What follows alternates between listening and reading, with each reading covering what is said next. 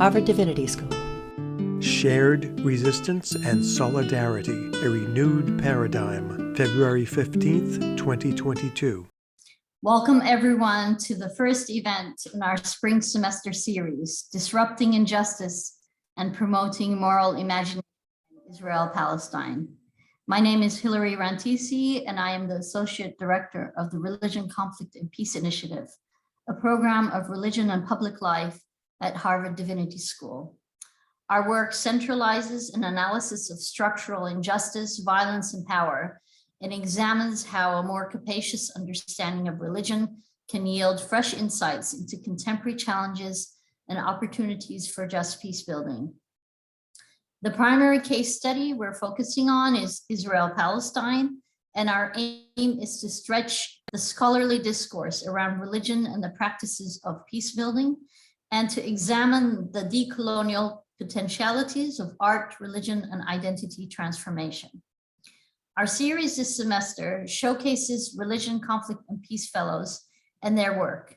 While affiliated with our program, they have all worked on a variety of projects, from illuminating transnational solidarities to reimagining Jewish identity, to supporting Palestinian steadfastness, sumud, and cultivating moral imagination and creative possibilities for a just peace in Israel-Palestine. We launch our series today with Topol Fellow Oriel Eisner, who will be in conversation with his colleagues in co-resistance, Neomi-Nur Zahor and Basil al-Adraa, in our event entitled Shared Resistance and Solidarity, a Renewed Paradigm. So to start, I invite our guests to come on the screen. So we all see you, so wonderful. Okay, so welcome everyone. I would like to invite each one of you to introduce yourselves briefly and to share how you know each other. I'll start first with Oriel. Hi everyone, my name is Oriel Eisner. I'm an Israeli-American activist, been engaged in on-the-ground work here in Israel-Palestine and mostly in the South Hebron Hills for the last 7 years. And I've known Basil and been to many an action or other activity in the South during that time. And in the last year and a half, 2 years, I've been working closely with Nur on developing some projects that we'll talk more about today. Wonderful.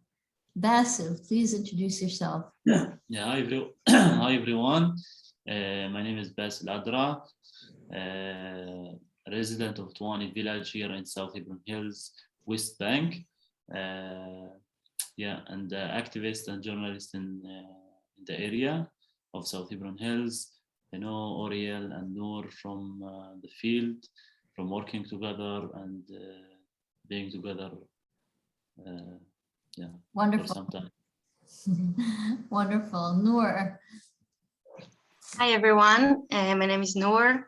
I'm originally from the north, from the area of Haifa, but now I'm based in Jerusalem.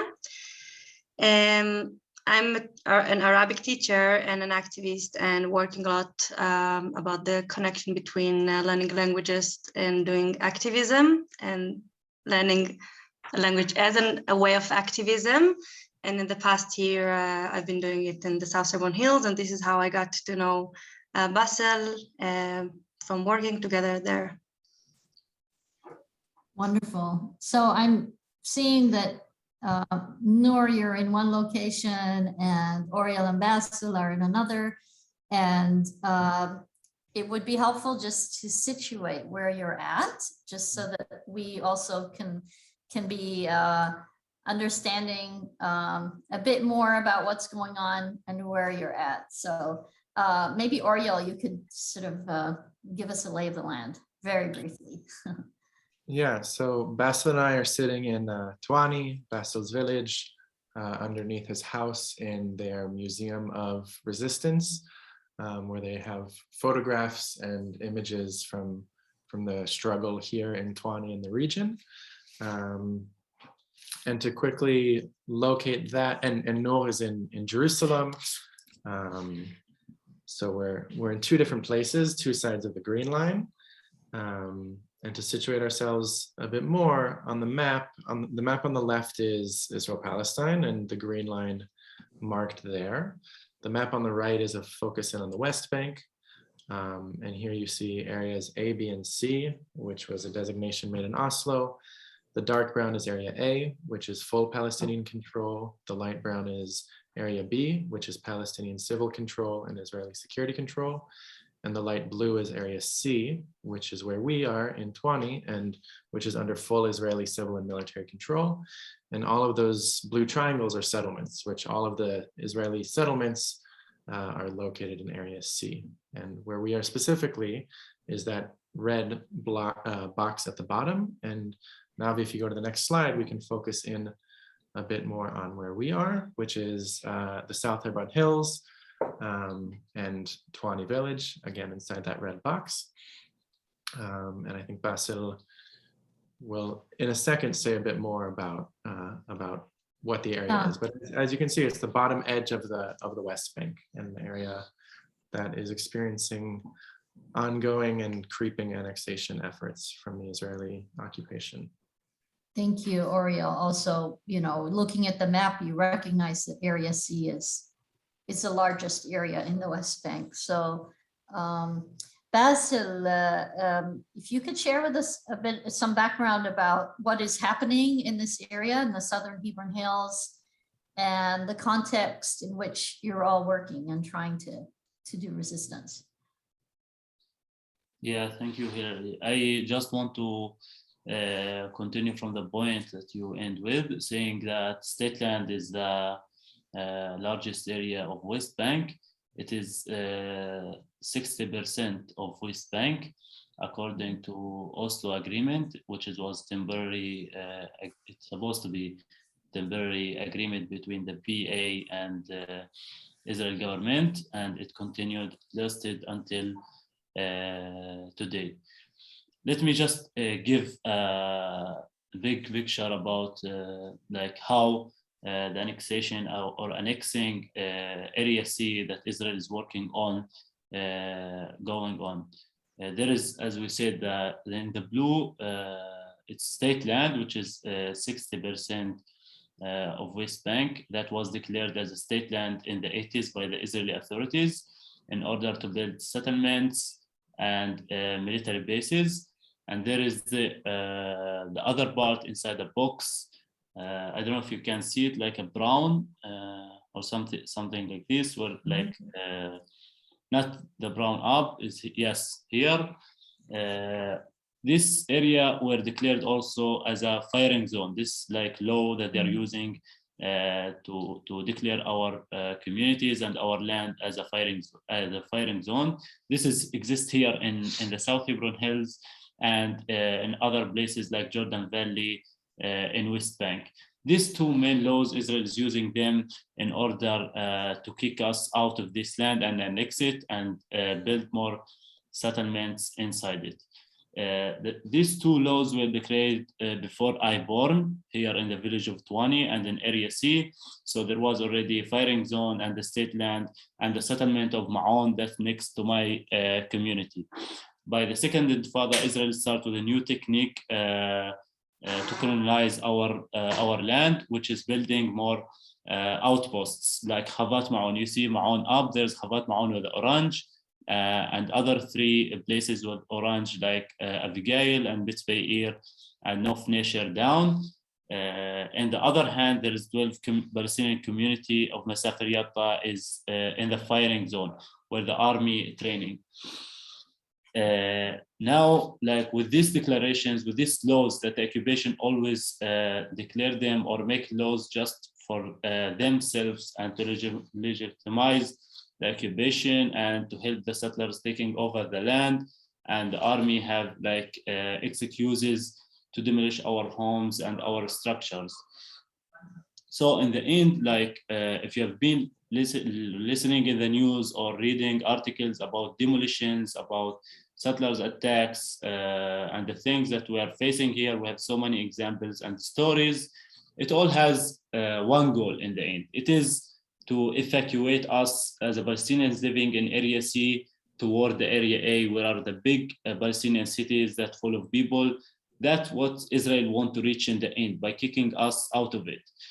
And let me tell you something. This for Israel can be an easy act to do, which is to bring trucks and buses, bulldozers, demolish all our homes and roads and structures, sheep shelters, everything we have, and just to remove us out of this land in Area C.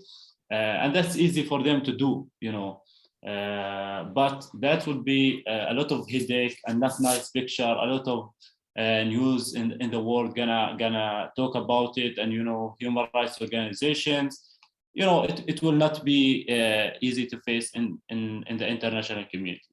So instead of that, what they're doing always like expanding settlements and building more outposts, and come like declaring like firing zone area, bring the army to do trainings in between our communities, as happening here in Masaf Riyadh, within their tanks during the night, going in between the houses, inside the houses, taking people out and do researching inside their homes, and shooting nearby by the homes, run over the fields of the people with their tanks, confiscating mobile clinics or trucks or tractors that people are using for their daily life,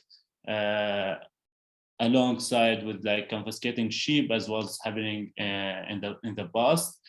And specifically in this line with where is the 12 communities, they were like evacuated in the 1999, but they won a temporary decision in the Israeli High Court to go back, live in their community. And since they went back, the demolitions has raised against them, bulldozing the roads, cutting water services, and if they bring, for example, solar panel for lights, since they can't have like normal electricity or roads, it all prevented. All life requirements in this community are prevented.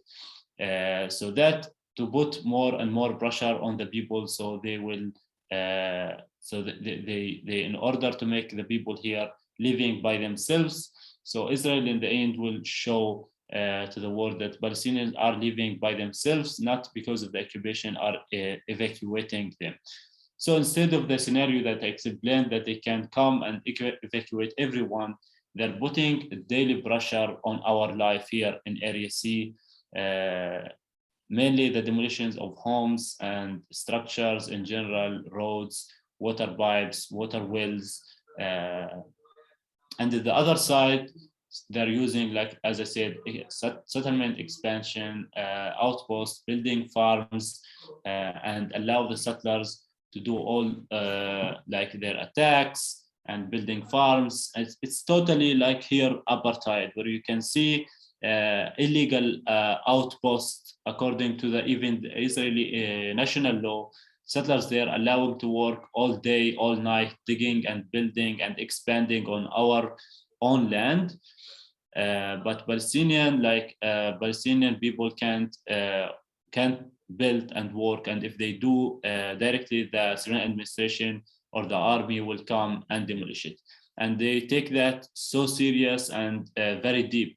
Last year, at the 1st of January, the first day of the year, here nearby the village of Rakiz, which is not written, it's a small community, it's not written in the map by mistake. There was a young guy like my generation were working with the electricity generator. Sorry.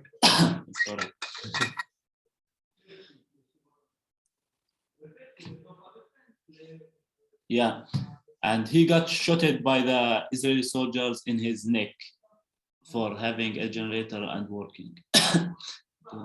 Yeah. Basil needs a second to catch his breath, so I'll step in.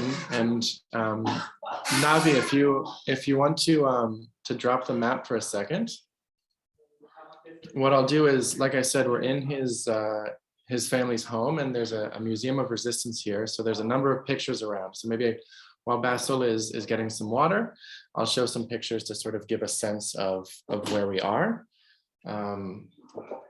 So hopefully you can see it okay. I can try. I noticed that there's quite a bit of glare.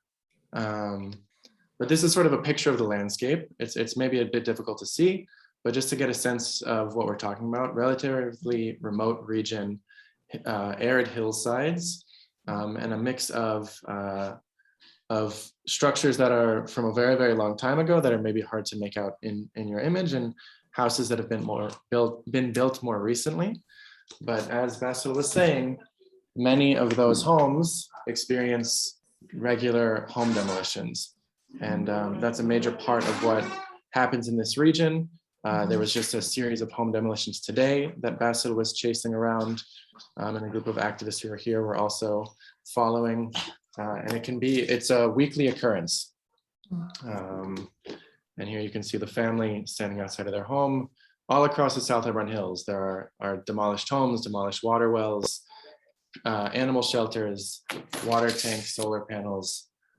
Israel uses the justification of illegal building to destroy homes on a regular basis. You good? Basil's back now, so maybe I'll let him continue.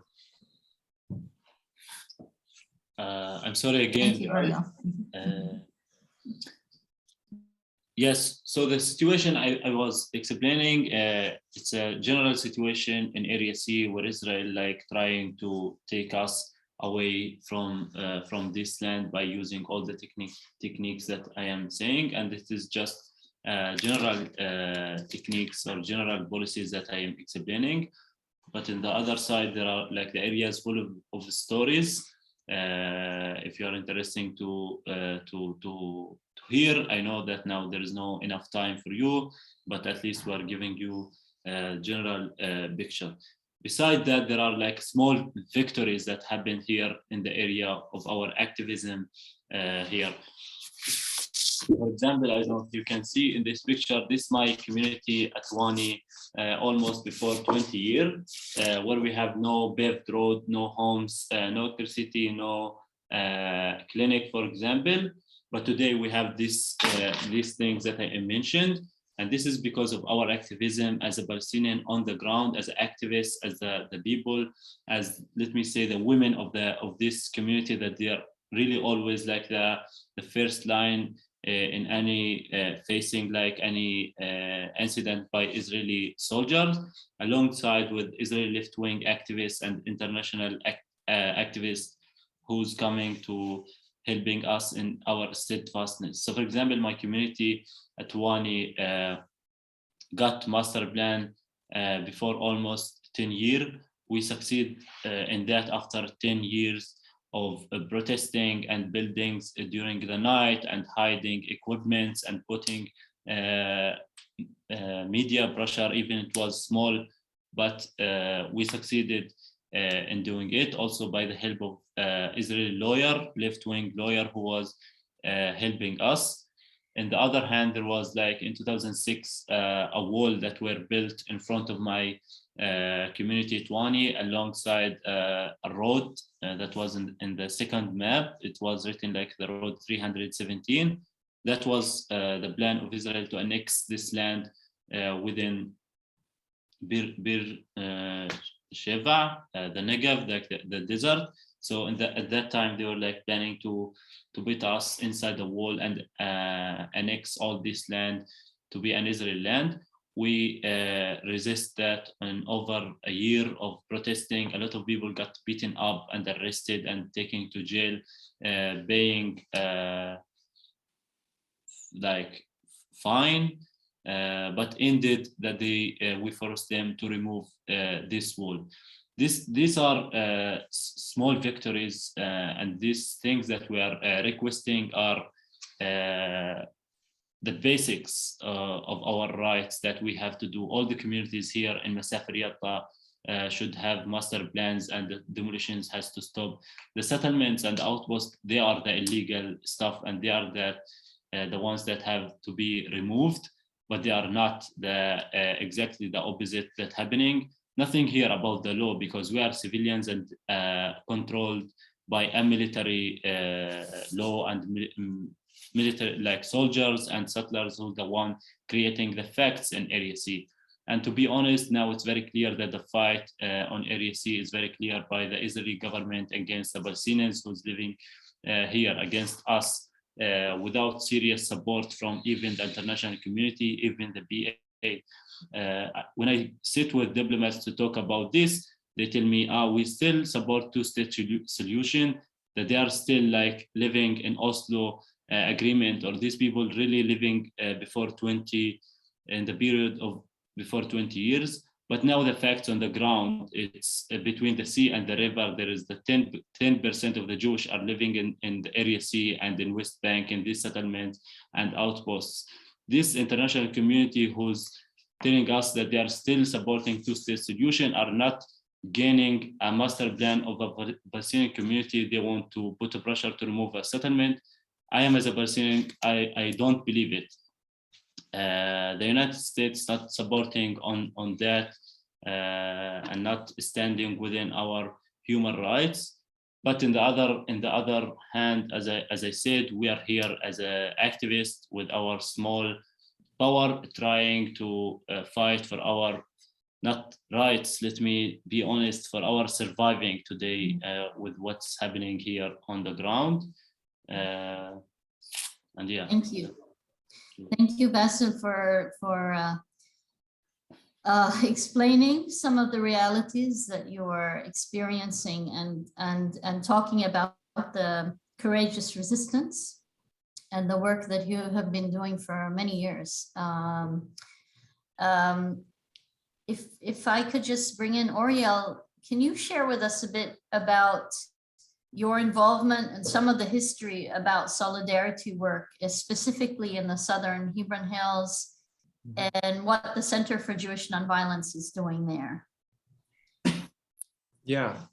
So as Basil was starting to explain, the South Hebron Hills are a site of significant resistance over the last decades, and a site of many victories against the wall that was being built and then was removed, to get a master plan in 20, to resist other encroachment of outposts at different times. And into that environment in the mid to late 90s, 97, 98, Israeli and international activists started joining that fight and supporting those efforts. And the work that I do today, that Nur and I are a part of today, is very much built on those efforts. So there are a few groups like Operation Dove, which is an Italian organization, Ta'ayush, which is an Israeli organization, that have been in long relationship in this region for decades now, and supporting the resistance efforts that look like protests and work projects and building sort of forward, and also activities that are in response to violence. So a lot of documentation work and trying to bring attention to what's happening here to Palestinian media, to Israeli media, and to international media, so that the slow, quiet annexation that Basil was describing isn't going unnoticed and going unspoken. So since 1997, there's been a presence of Israeli activists, international activists here. And I've heard Basil tell many groups about how since he was a kid, he remembers meeting Israelis and internationals. And that's been a part of the network of resistance here. And as a younger generation of activists, if you will, Nur and I are stepping into that, both as Israelis and as international. And the organization that I work for, the Center for Jewish Nonviolence, usually brings delegations of Jewish activists to support what's happening here on the ground, to join in work projects, in direct actions. But since COVID, that hasn't been possible because international travel has been prevented for the last year and a half, since the pandemic started, essentially. And in that sort of void of international presence, we, and then alongside with Noor and a few Israeli activists, and in coordination and conversation with Basil and other Palestinian activists here in the South Hebron Hills, developed a new project that brings both Israeli Jews and Jews from abroad, mostly the US, to come and spend time here for 3 months in a daily way, showing up to home demolitions, accompanying children, which has been a major part of the solidarity work for the last decades, photographing at documenting at home demolitions, incidents of settler violence, and those sorts of things. And we're coming off of, it started about a year ago, and we actually just this week have brought a new group. Noor just a month ago finished with their second group. So that activity has been, in many ways, a sort of organic next step to the solidarity activism that existed before. The relationships and trust had been built in such a way that it was possible to step into this much deeper and more immersive form of shared resistance and solidarity and working together.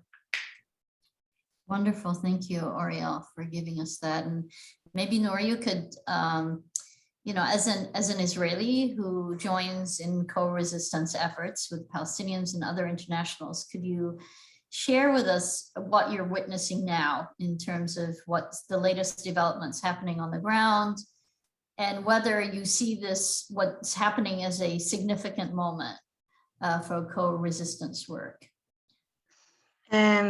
Yes, I would love to share. I will say more a little bit about where I'm coming from, because it's important for your question, and it's part of like the way that we believe that we should do this activism. But I'm like, we're doing the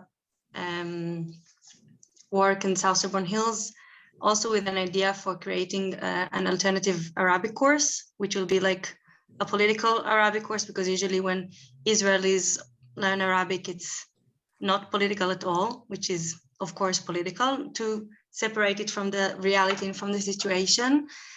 And so we had this idea to create a different course, and then it came together with having more presence in the South Hebron Hills.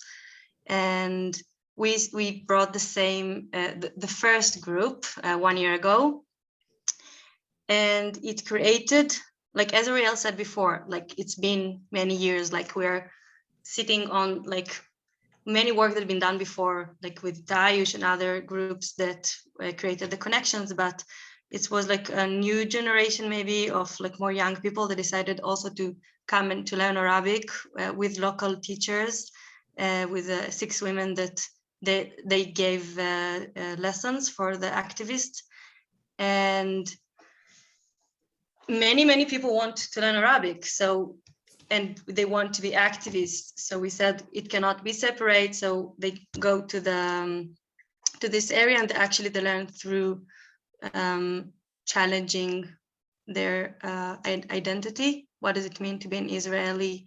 And I think that many people are afraid of these questions, like about what does it mean to be an Israeli? Who am I to be here? Or I mean, when they dare to ask these questions. And I think that what we're doing there is like giving an option for people to ask these questions and actually to go out of the comfort zone and to have some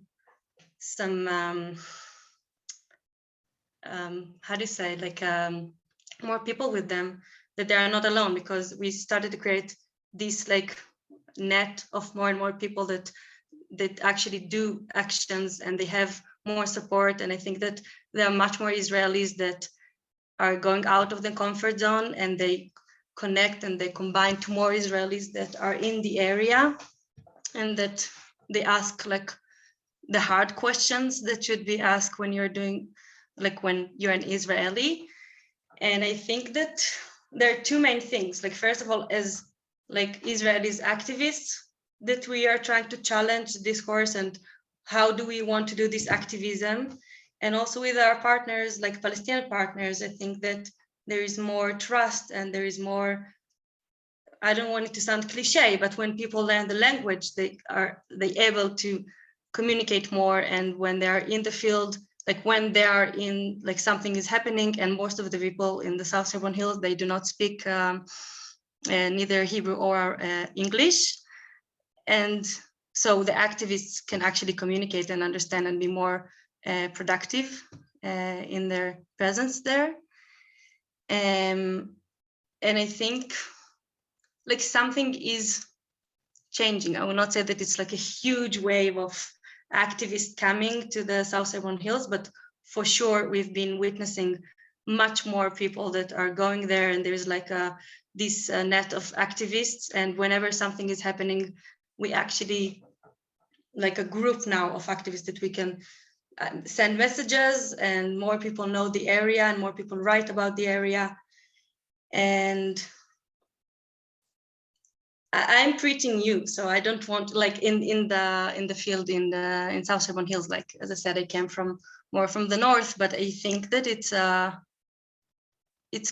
quite amazing. Like in 1 year, in the past year, like I think few hundreds, I would say, like people came to this area to be present and like to support.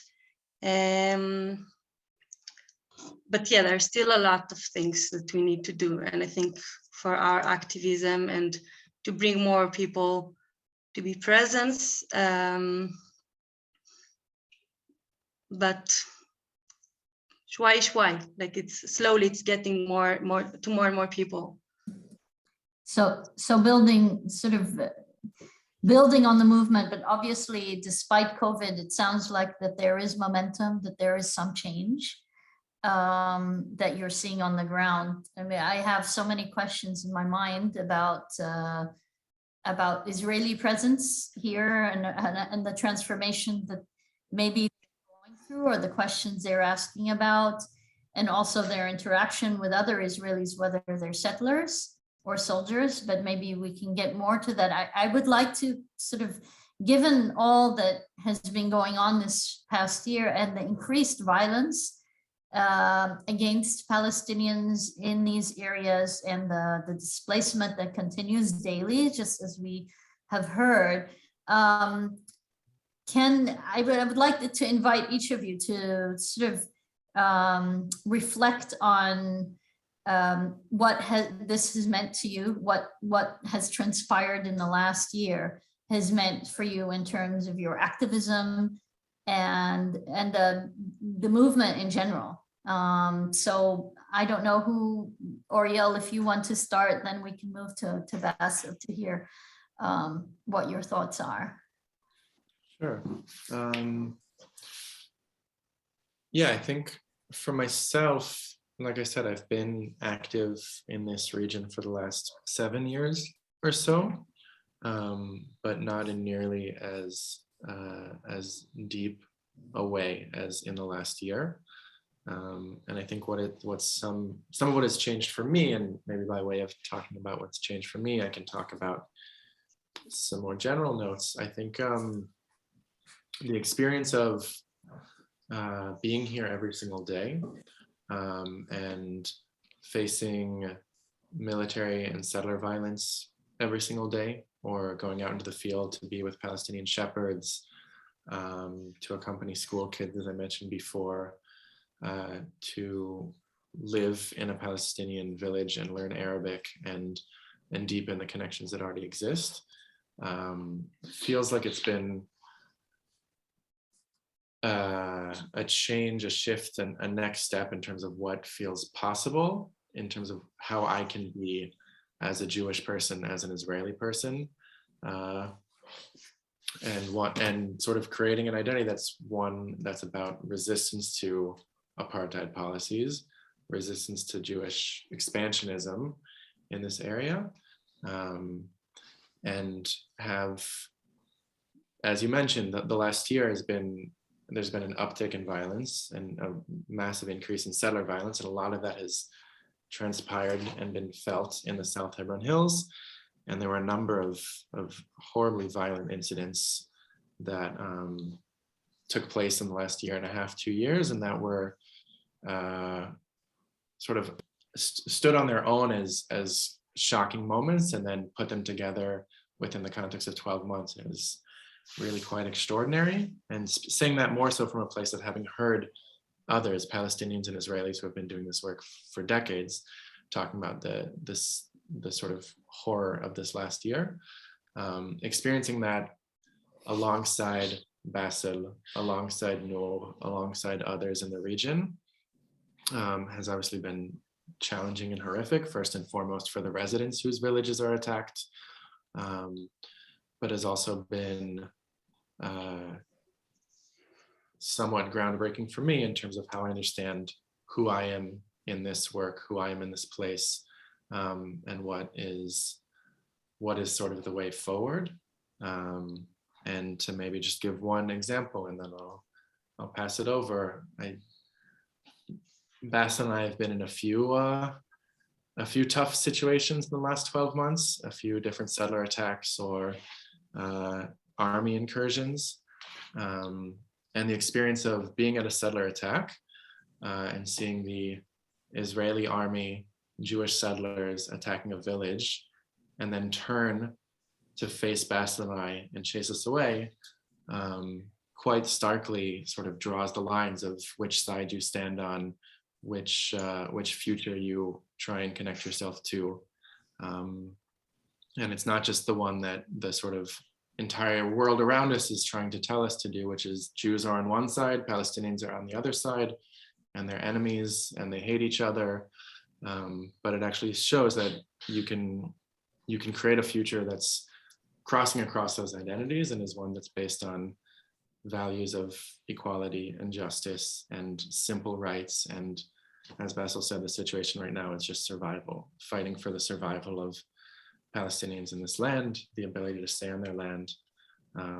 So for me, the experience of being in such immersive solidarity work in the last year, and I think seeing that for others as well who have come down, as Noor was saying, there have been people who have come down for weekend shifts, weekly shifts, mostly Israelis. I think that experience is pretty radical and sort of world making in terms of how people understand who they are and who they can be in resisting the occupation, resisting apartheid, resisting creeping annexation. Okay. Thank you. Basil, from your end, I mean, you have all your life had to deal with this, these constant attempts to displace you. And what was described now also is the increased violence, but also this sort of movement of people who are coming in solidarity. How do you see this last year? How do you see the movement? What does this all mean for you?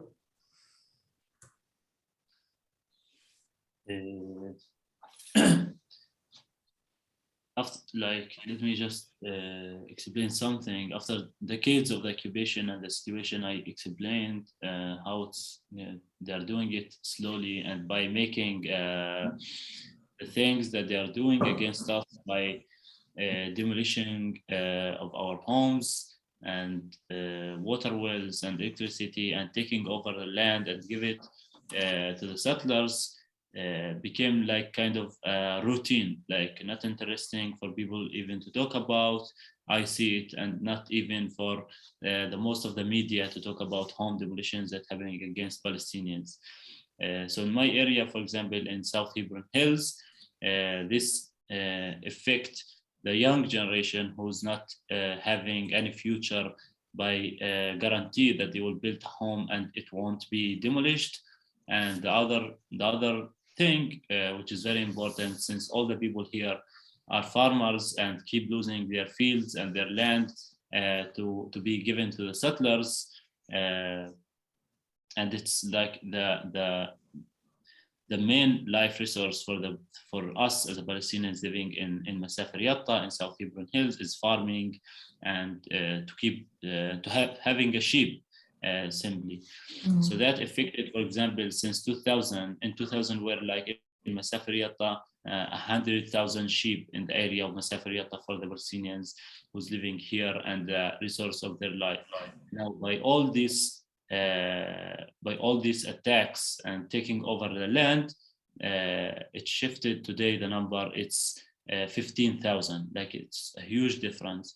And the young generations who are supposed to be working in their land and helping their families and to be farmers and have simple life here in their land, they're shifted to be workers in Israel or in the settlements near them. So this is also a strategy that they used. And sad to say, they succeed in it. As I said, our activism is just few. We are, as a Palestinian activist on the ground, like me, are the most ones who's affected. Because to say Nur is Israeli and Oriel as well, Israeli American, they are both Jews. There is very clear even apartheid situation even in this thing. Even me and Oriel were running away from settlers' attacks, and others, other activists like Israelis or Americans have been attacked here as we are. But at the end of the day, they're Israelis, they're Jewish, so they have the right that I don't have as a Palestinian. Israeli army can do things to me as they can't do to them. But that doesn't mean that I don't thank them for coming and giving us the time and staying in the communities here in Masafriyata and trying to help. But we're not giving up at the end of the day in these situations. But to be honest, it's not easy, and it's not fun to be activist in this situation. It's not easy life. It's not something that I choose to be. Today, like I've been in this situation because of mainly because of my parents who've been activists. The only thing I have different than them, that I have English language. Even it's not that good, but at least to communicate with the people and to tell the stories of the communities. I learn how to use the camera. I write sometimes articles about what's going on here in order to wish a change of our situation here in South Hebron Hills, even if it's hard. This year, within all the increase of demolitions and all the things that I've been saying, Oriel just mentioned the settlers' attacks and settlers' pogroms against us. Within that, Israeli army allowed the settlers to create 30 new farms across West Bank and to allow the settler doing these attacks.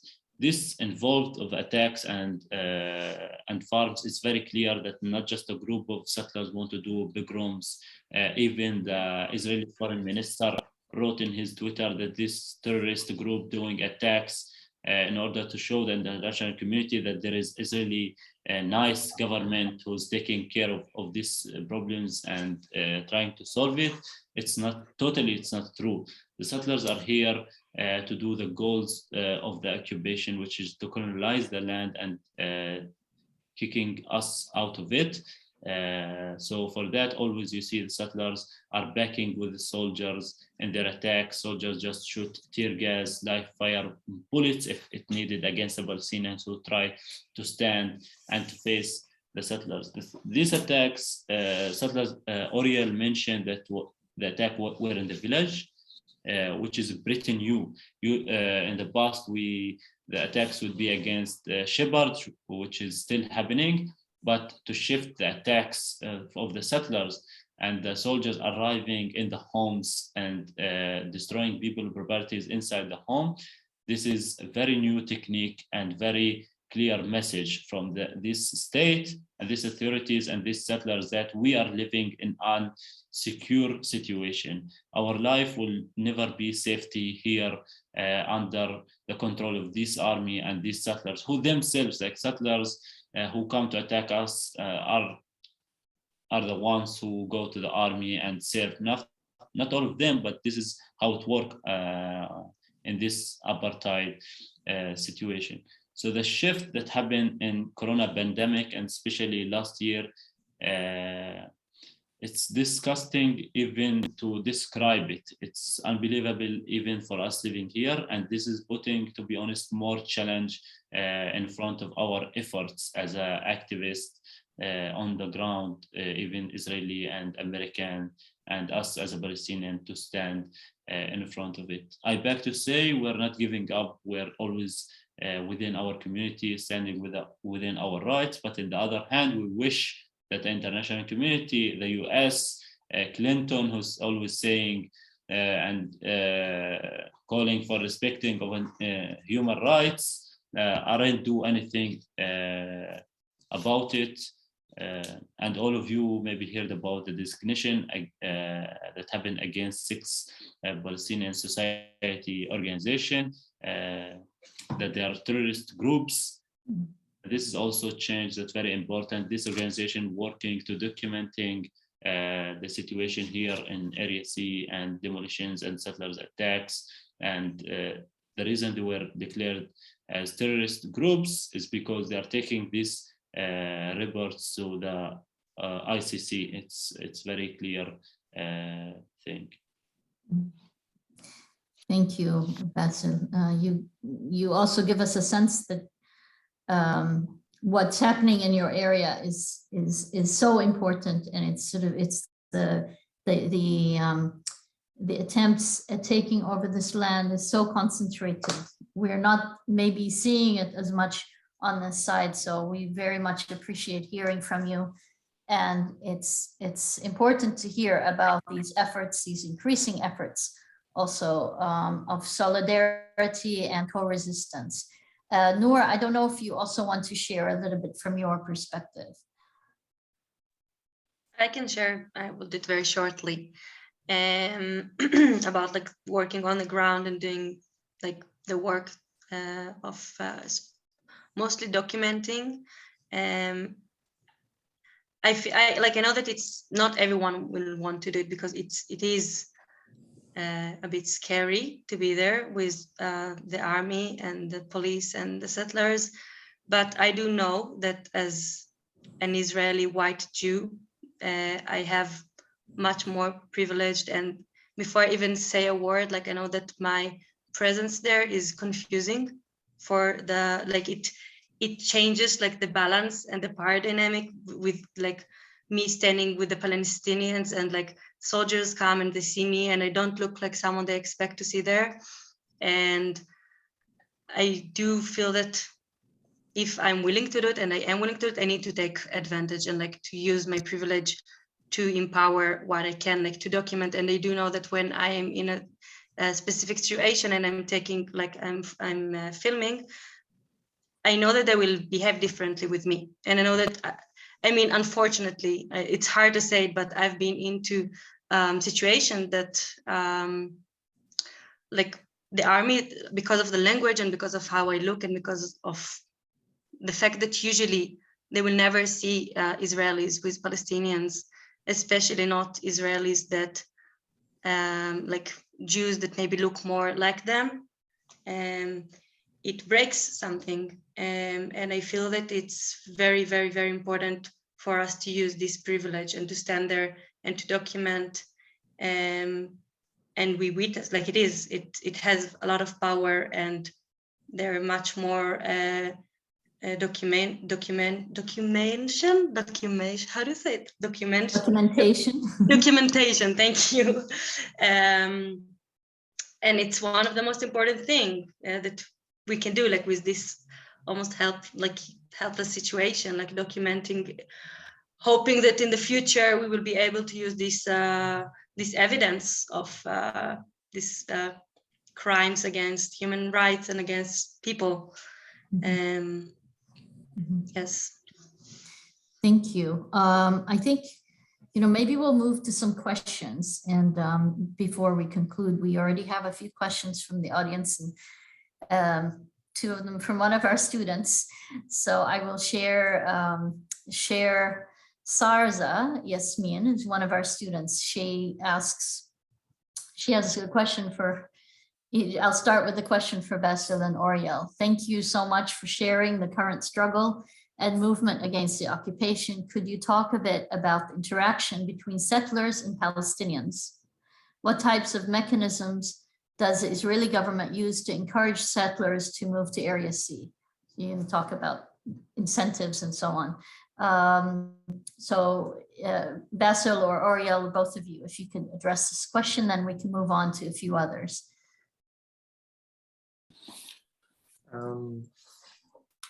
Yeah, I mean, I think as Basil was saying, in the last year, there have been 30 new farming outposts that have been set up. Nearly a dozen of those in the South Hebron Hills alone. And on top of the subsidizing that the Israeli state does to settlement homes, so settlement homes are cheaper than homes within 48 Israel, on top of the stealing of land and then giving it to settlements to build. What's happened in the last year is Israel has used this declaration of state land to sort of cover over the more extremist settlers, more ideological settlers who are going out to grab land, and make it sort of clean and okay. So these new farming outposts are hugely, hugely detrimental to life in the South Hebron, to life in the West Bank in general, to life in Area C, as Basil was mentioning, farming communities, shepherding communities. And Israel takes this state land, empty land, that it has declared state land, regardless of its Palestinian ownership, and rents it to these settlers at discounted rates so that they can move onto this land and create their own shepherding farms, create vineyards, and take over entire mountainsides, valleys, and really shut off communities from each other and shut off communities from their fields. So it's a system of subsidized land, subsidized housing, and primarily legal cover. As Basil was saying, when settlers attack, when settlers expand, the army is there to protect them. And I've heard, Basil has heard a million times, Noor has heard soldiers say, like, we are here to deal with Palestinians. We legally can't even deal with settlers. Like, you have to call the police to deal with settlers, which means that the army is a protective presence always for settlers, which encourages land takeover, violence, harassment. By the time the police come, if they come at all, the settlers have done the damage. They've committed their violent acts, and the army has stood by or sometimes stood alongside them as a protective presence. So it's a full system that not only incentivizes living here, but also then gives a free pass, if not even an encouragement, to all of the settlement expansion. Would you like that? Thank you. Basil, do you want to add anything to that? No, I don't think so. Okay, we have more questions. So I'll move on to the next question, also from Sarza for Noor this time. Noor, as you speak about trust building through political Arabic, I'm wondering how bi-directional trust is manifested, especially Palestinians trusting Israeli activists to contribute to resistance.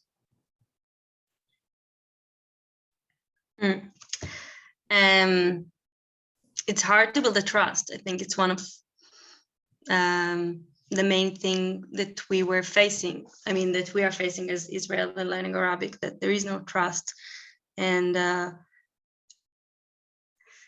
I think in order to build this trust, Israelis needs to get out of the comfort zone when they learn Arabic, and usually it doesn't happen. Usually they learn Arabic from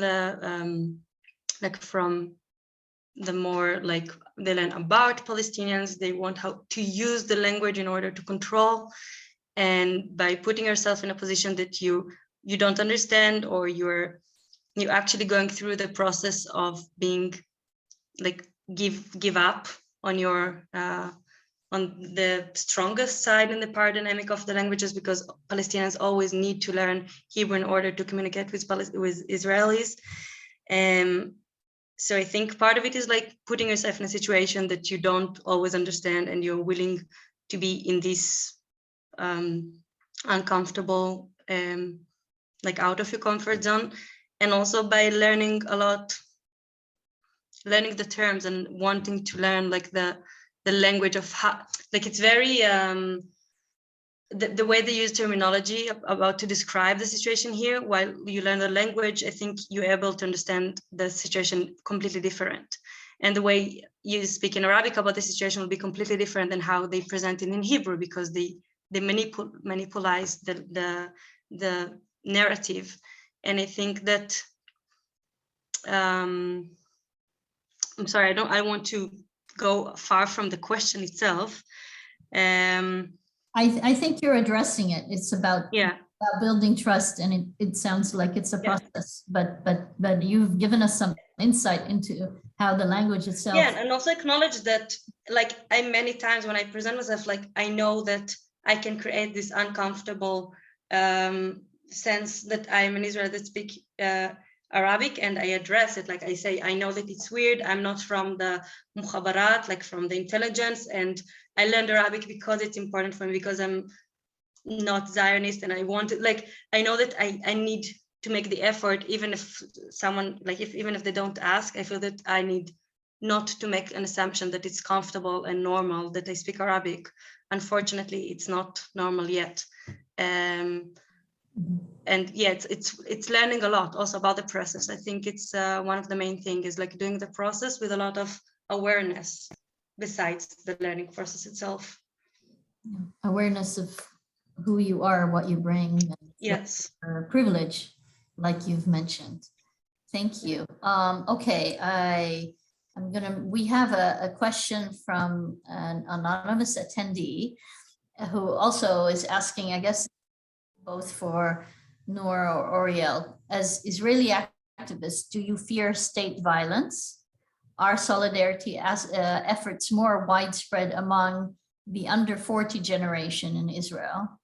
And how are young Israeli anti-expansionist activists negotiating compulsory military service? So there's several questions here, but I think you're all within that age range. So maybe you could give us a sense of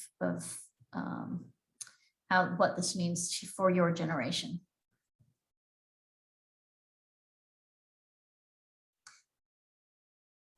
Oriel, do you want to answer? No, do you want to go first, and then I can. There are a few questions. I need to focus on what I want to answer. I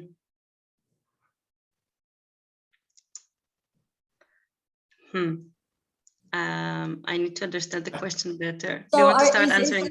Are most people, most young people sort of moving towards where you're at, or are you unique? I mean, we're seeing in the US a shift in young people's activism, and so I guess maybe that's one question. And if you are an activist, how do you negotiate not having to go to the military? Are people refusing to serve?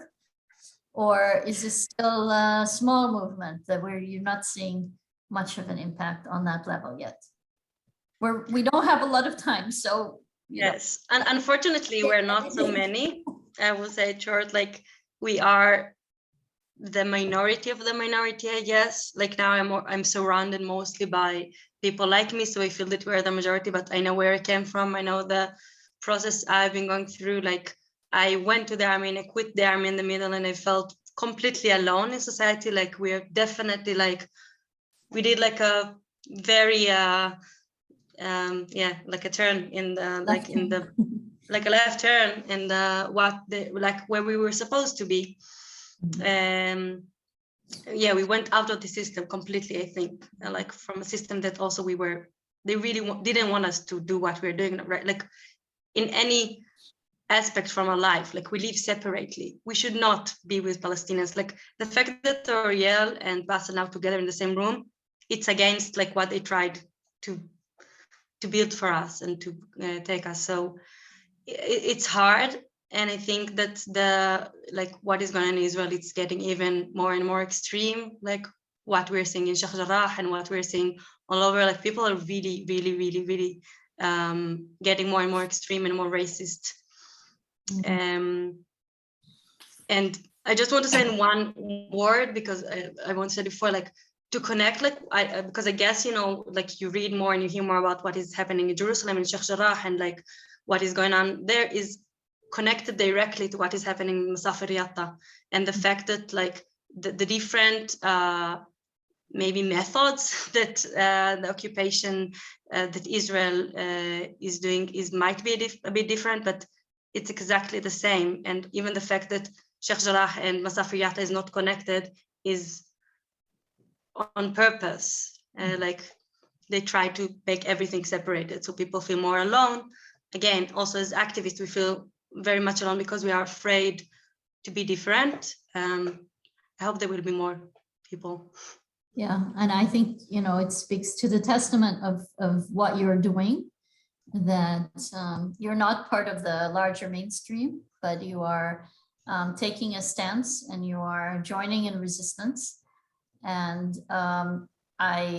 we could talk a lot more, but I know that our time is out. But I want to first of all acknowledge each one of you and to thank you for sharing your stories, sharing the work that you do together, and the co-resistance example that you give to the world.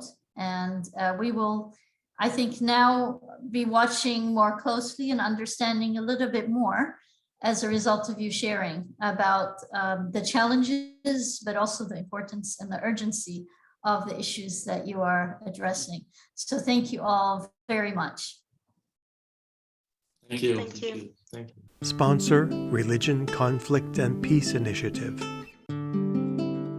Copyright 2022, the President and Fellows of Harvard College.